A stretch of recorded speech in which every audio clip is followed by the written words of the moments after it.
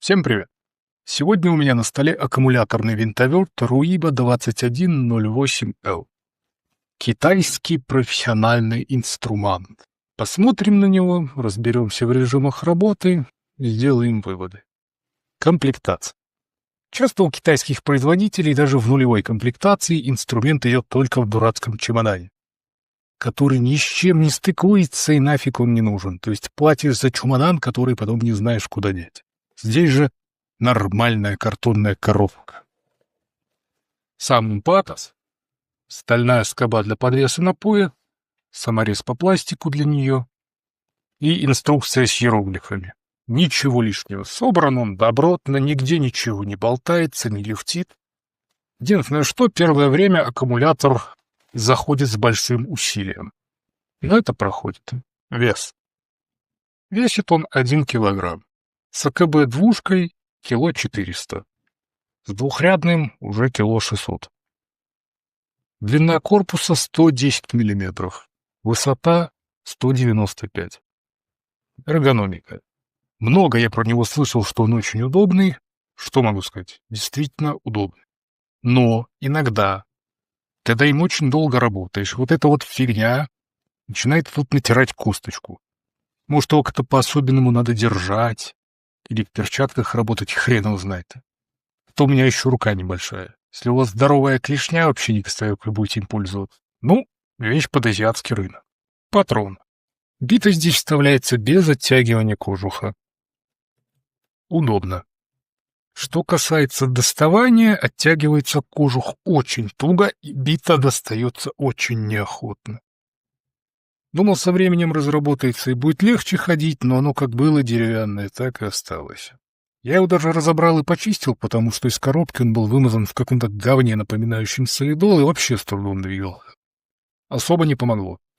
Стопорное кольцо, кстати, мое почтение. Так как импакт сделан под азиатский рынок, патрон здесь под японские биты. Соответственно, бита здорового человека здесь имеет очень большой ход. Пружинка внутри особо ничего не дает. В какой-то момент этот ход мне очень надоел, и я решил туда что-нибудь впихнуть. Один деятель снял шорт, где он, кривляясь как умалишенный, рассказывал про вставку внутрь патрона, который этот зазор убирает. Я облазил все, что только мог. Проставки эти есть нескольких видов, нескольких фирм, и все они на сегодняшний день продаются или на eBay, или на Амазоне, что мне вообще не подходит. Можно вставить кусочек биты, но если его там заклинит не в том положении, достать его обратно не получится. А высверливать закаленную фиговинку — это целое приключение. Я это видел, я это делал. Поэтому я всунул туда колпачковую гайку М3. Ее при необходимости можно легко обратно вытащить, просто вкрутив в нее винт. Сверху сунул родную пружину, и ход биты значительно уменьшился. Режимы работы. У него 4 скорости. Зеленый диод. Переключаются нажатием кнопки мод. Тут все понятно. Чем выше скорость, тем больше оборотов и ударов в минуту. И 4 автоматических режима. Красный диод. Переключаются нажатием кнопки синус. 3 режима на заворачивание и 1 на отворачивание. Первый. Древесина. Начинает вращение на низких оборотах и при появлении нагрузки крутит на полную. Второй. Тонкий металл. Сразу крутит на полную и при появлении нагрузки останавливается, даже если кнопка полностью зажата. Третий. Толстый металл. Сразу крутит на полную и при появлении нагрузки снижает обороты. Четвертый. Функция автостоп. Работает только на откручивание. Сразу крутит на полную и при отсутствии нагрузки замедляется, чтобы отворачиваемый крепеж не улетел. Включается и выключается следующим образом. Ставим винтоверт в положение реверс и нажимаем на кнопку синус. Если функция автостоп активна, то какой бы режим в положении форвард у вас ни стоял, при переключении на реверс будет автоматически, пока его сами не выключите. Подсветка. Она тут кольцевая, все красиво. У подсветки здесь тоже 4 режима, которые регулируются зажатием кнопки скоростей. Все по инструкции. Держим несколько секунд кнопку мод. Подсветка выключена.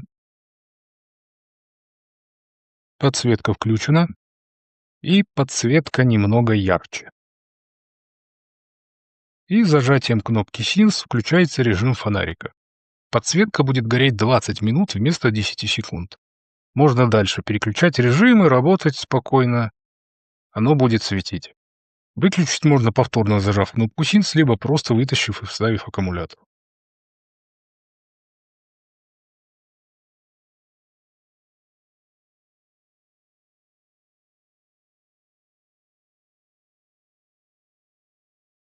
Как он в работе? Совсем мелкий крепеж им крутить неудобно, это понятно, его не для того свинтили. А для большинства задач он подходит отлично. Если на него поставить еще и аккумулятор потяжелее, то и можно даже на больших токах и гайки покрутить. Ну, в разумных пределах, конечно. Что могу сказать про автоматические режимы? Мне понравилась только функция автостоп, то есть автоматический режим на откручивание. Он действительно хорош, особенно когда работаешь с болтами, гайками и чем-то побольше. Какие-нибудь саморезы лучше выкручивать просто на первой скорости. А вот с автоматическими режимами на заворачивание у меня не срослось. Я честно пытался ими пользоваться, заставлял себя, портил детали, и в какой-то момент они мне просто надоели. Я не нашел им применения. Вообще. Если работаю шурупами по дереву или саморезами по металлу, просто ставлю первую скорость. Если надо выкрутить какой-то закоревший болт, ставлю 4-ю скорость. Сверлю на той, что стоит и так. Поэтому они есть, жрать не просят, может, кому-то где-то будут полезны. О том, что они из себя представляют, я забываю на следующий день после прочтения инструкции. Плюсы, минусы, нюансы. Первый плюс — это, конечно же, платформа Makita LXT. То есть это универсальность. На сегодняшний день, если инструмент не работает от макитовского АКБ, я даже особо на него и не смотрю. Дрочь с переходниками тоже такое себе. Но когда у тебя инструменты десятка разных производителей и все работают от одного аккумулятора, это просто удобно. Дальше цена.